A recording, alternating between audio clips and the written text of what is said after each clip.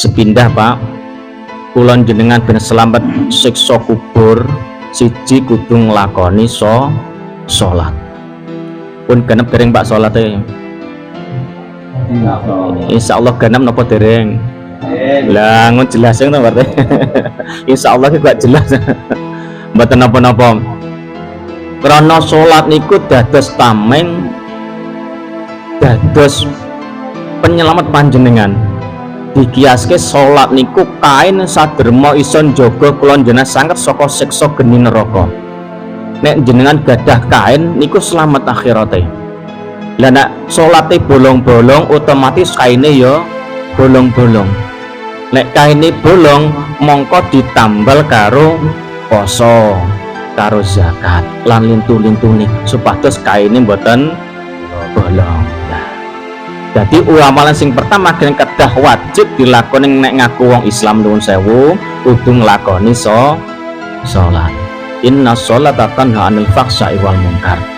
Wong salat wing iso njaga perbuatan kecil lan mungkar. Pertanyaane enten tiyang niku salat nuwun sewu yo salat, kadang yo maling, kadang yo salat, kadang yo ngombe, kadang yo salat, kadang yo metuk nyuwun sewu lho niki. Enten mboten Pak ngoten niku. Kok bareng to dengarin. Nuwun sewu lho niki. Ngoten niku pripun? Pak, nuwun sewu kula ngemutke salat niku tandane panjenengan ngawula dadi hambane Gusti Allah. Tetep nglakoni salat.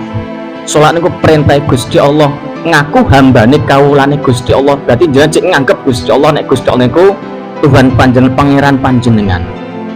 Lah cek nglakoni maksiat pripun ben suwe-suwe nek salate wis bener wis masuk wis oleh kemaksiate kemungkarane ilang sesuai kendus ilang nek gelem nglakoni salat mergo salat niku nggak ada hidayah setrum ning Gusti Allah nek setrum kuat maksiate meski ilang.